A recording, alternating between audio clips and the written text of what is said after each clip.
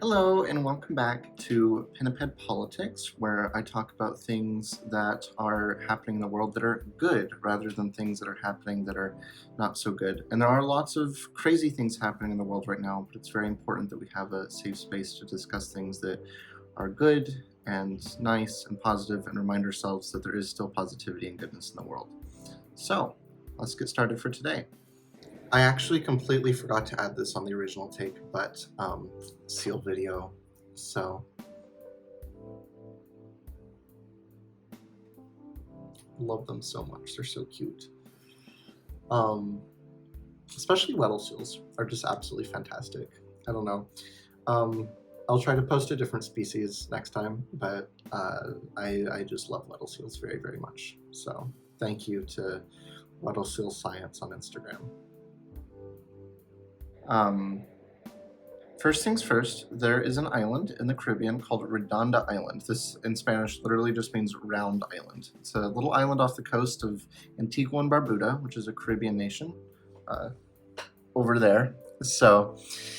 And Redonda Island was uninhabited for most of human history. However, with the colonization of the West, colonizers needed fertilizer for their crops, and Redonda Island had lots of guano on it, and so that was mined for fertilizer. And with miners came rats and came feral goats, which took over the island and killed off pretty much all of its natural plant and wildlife. As recently as a decade ago, Redonda Island was described as a moonscape, so pretty scary. Thankfully, in 2016, two non-governmental organizations, or NGOs, called Flora and Fauna and Rewild, took over the island, and actually they picked up the goats by helicopter and took them off island.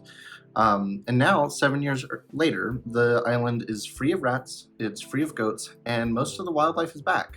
Redonda has been saved, which is absolutely amazing that it was able to happen in such a short time. The Antigua and Barbuda government, whose Department of Environment helped support this project, is extremely proud of this accomplishment and has actually made the island plus a significant chunk of the ocean next to it, including a coral reef and a number of seagrass meadows. All that's been made into a ecosystem reserve now, so that it's going to be protected for future generations, and it will remain uninhabited. At least 30 threatened or near threatened species live in that area, so Antigua and Barbuda is quite rightfully proud of their involvement in the effort, and I am just very glad to know that, something like Redonda Island, a place that was, at its worst point in its history, is able to be restored, and it's something that we can help recover. Antigua and Barbuda's government is quite rightfully proud of its role in helping save Redonda Island. I think it's a beautiful story. I think it's very important. It goes to show that we can, in fact, rewild a lot of these places. It also shows the role that conservationist organizations like Fauna and Flora can have in, correcting a lot of our mistakes. So, I'm so sorry. I have a lava lamp over here, and it's very cool to watch. So that is distracting me right now.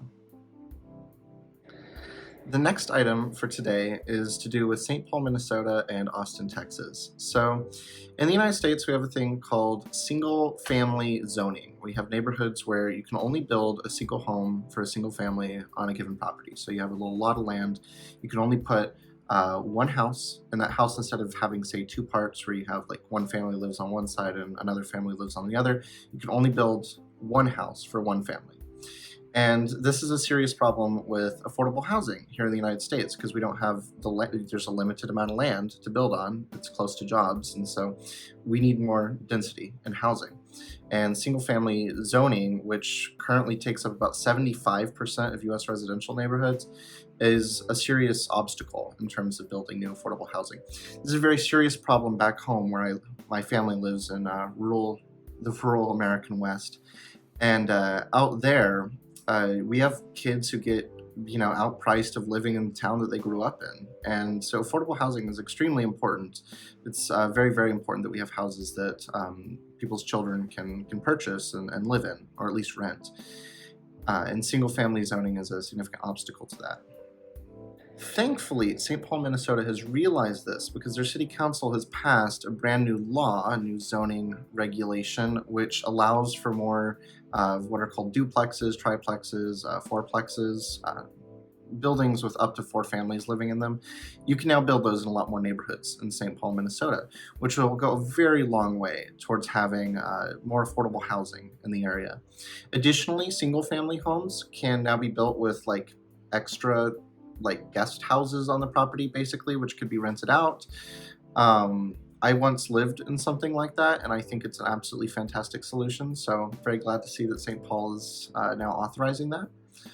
St. Paul is also providing more options for like splitting up a lot into 2 or more pieces so that you can build more homes on that land. Austin is also looking at something like that. Austin, Texas, their city council proposed a similar zoning reform over the summer, and it's heading to its first public hearing this week. So hopefully we will see some movement in that direction in Austin as well. But for now, big congratulations to St. Paul, Minnesota, and hopefully we'll see this move to other cities in the future. Next up, it is clear that artificial intelligence is on the rise. We know that. We see it pretty much everywhere. But government has been very slow to react to the rise of artificial intelligence, and that includes city governments. So New York City just became the first city to put out what they call an action plan on artificial intelligence, which includes commentary on regulation, on privacy, on how the city government can take control of artificial intelligence and use it, and how they're going to educate, like city workers to work with artificial intelligence as well. And it's a little strange. And I think we all know, at least all of us who are young, that this is going to be a process that leads to a lot of cringeworthy moments with politicians doing weird things with artificial intelligence. We definitely have already started to see that. The mayor of New York put out robocalls asking people to apply for jobs with city government, all in his voice, deep faked to the language of the recipient, which is very strange. So he would say, like, call somebody who speaks Mandarin Chinese, and the call would be in Mandarin, but it would be his voice. And that's using artificial intelligence. Rather strange, really simple use of artificial intelligence, but we might see some weird stuff happen as this goes along. However, I do appreciate that New York is at least trying to stay ahead of the curve and is working to make sure that their plans are transparent.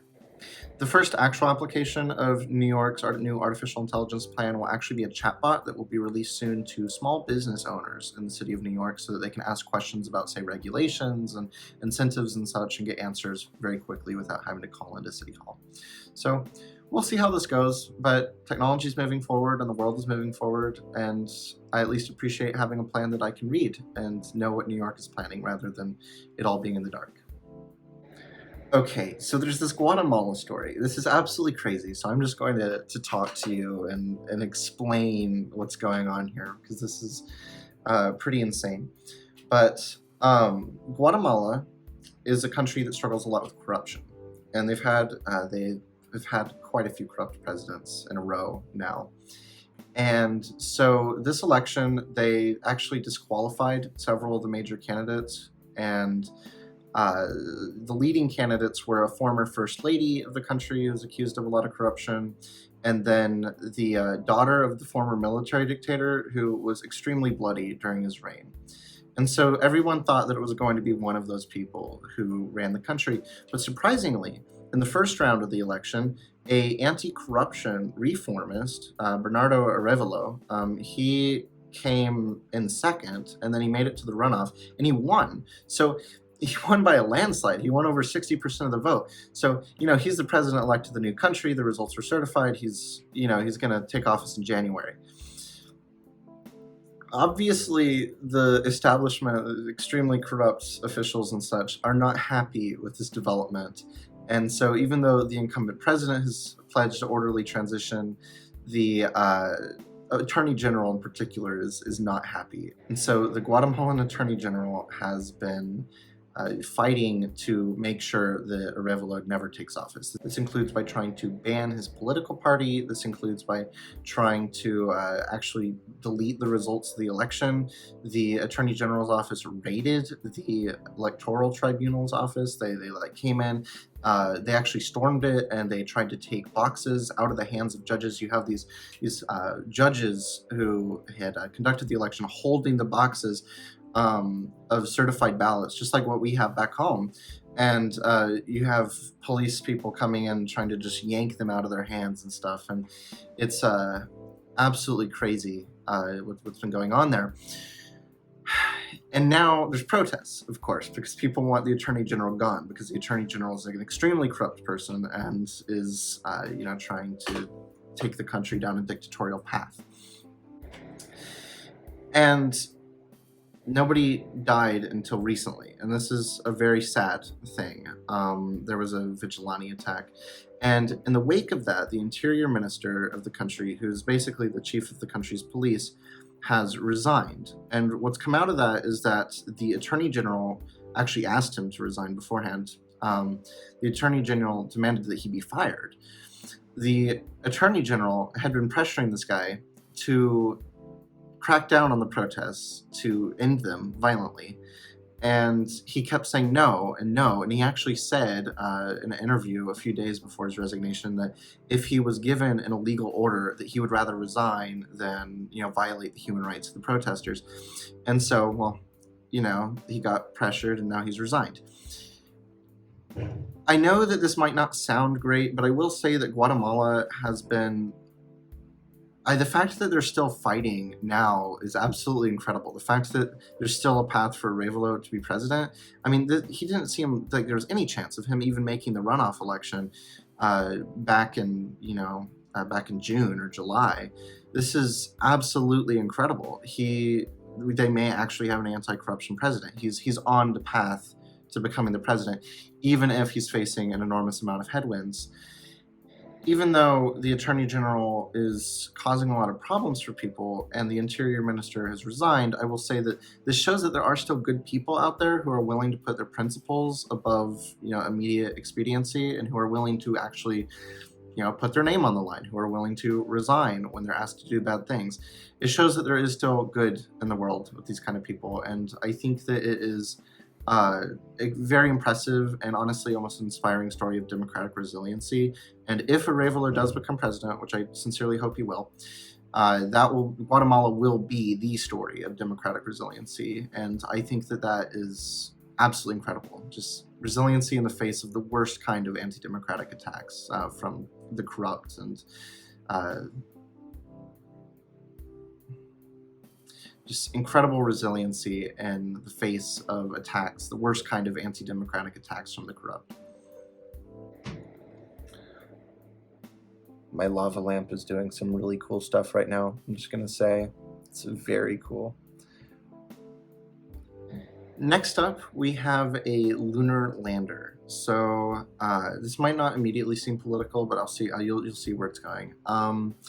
So Japan has a company called iSpace. iSpace makes lunar landers. They're commercial lunar landers. So instead of like the government choosing who's going to go to the moon or whatever, basically you'll have private companies that can purchase space on a lunar lander. So say you're a university, say you're a public university, you're a student who has a science project that you want to launch to the moon. Now, if you can get the grant funding, you can put it on one of these lunar landers and it will go to the moon significantly cheaper, significantly easier than trying to launch it on like one of NASA's giant moon rockets or something. So iSpace builds lunar landers. Their first attempt to launch earlier this year in April failed. However, they are still building. They're actually building a new redesigned lander. It's going to be able to carry up to 660 pounds roughly to the moon. And it's actually contracted in 2026 to land NASA's stuff on the moon. So instead of NASA taking somebody else's stuff to the moon, it's somebody else taking NASA's stuff to the moon, which is really, really cool. And so iSpace is partially funded by private investors, is partially funded by NASA, but now Japan's government has also gotten in. They have a grant program for like innovative ventures, innovative companies, and they've decided to grant $80 million, which is a lot of money. I wish I had $80 million. That has been granted to this company in order to help them launch their next lunar lander and develop a new way of getting things to the moon. So as we look towards humanity expanding beyond Earth and establishing a presence on the moon, on Mars, and places like that, things like iSpace, companies like iSpace, and the work that they do is incredibly important. And grants like these are fundamentally what's going to propel us off the surface of the earth. So, very exciting. Finally, there are far more people in need of an organ transplant than there are organs to be transplanted. In fact, there's over 100,000 people who are on the list to receive an organ transplant, mostly for kidneys, and far fewer organs than that available. So some scientists have been working on something called xenotransplantation, where you take an organ from an animal, say like a pig, and you transplant it into a person. And that might sound really scary, but it's they are very sanitary about it. And it's a process that's in the very early stages of development. So if it doesn't go well, it doesn't go well. But keep in mind that people are dying from lack of organs. And so this is a potential solution to that problem, at least in the short term. So for the first time last year, a team of doctors tried to implant a pig heart into a person, give a transplant, a xenotransplant of a pig heart. And that person survived for a full 2 months, but unfortunately there was a complication involving some kind of pig virus and that person died. This time around, they have significantly improved systems for detecting viruses and things like that might cause complications, and it's a much better procedure. So at the University of Maryland, they tried transplanting another pig heart into a 58-year-old Navy veteran named Lawrence Fawcett. Lawrence is still alive. It has been a month now, and Lawrence is able to talk, he's able to crack jokes, he's even able to exercise a little bit, which is absolutely amazing. And the fact that he's still alive after a month that he might not have survived without the transplant, is absolutely incredible. Now, this specific operation was authorized by the FDA, the Food and Drug Administration, under an experimental surgery program that they have, where if somebody's going to die otherwise and it's an emergency situation, there's no other options, which was all true in this case, that they authorize tests like this to be done, but under very heavy oversight to make sure that a person does not become just like a guinea pig.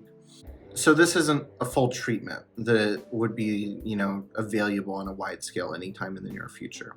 However, things like this do provide hope. And there are other doctors working on transplanting pig kidneys into people, which is a huge deal because most of the people who are missing organs, who need organs, are people who don't have kidneys. And if it were possible to transplant a pig kidney into a person on a regular basis and do so safely and reliably, that would be a game changer for the world of organ transplants and the world of medicine. That would fundamentally transform the lives of hundreds of thousands of dialysis patients around the world. So all of this to say that the world isn't all bleak today. There is a lot of bad things that are going on. There are many, many bad things going on around us.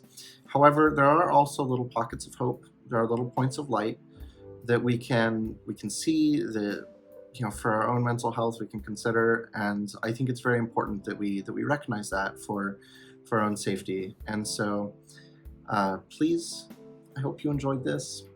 I hope you have a lovely week, and I look forward to doing this again next week. Still don't really know what I'm doing, but this has been a fun journey. So, bye.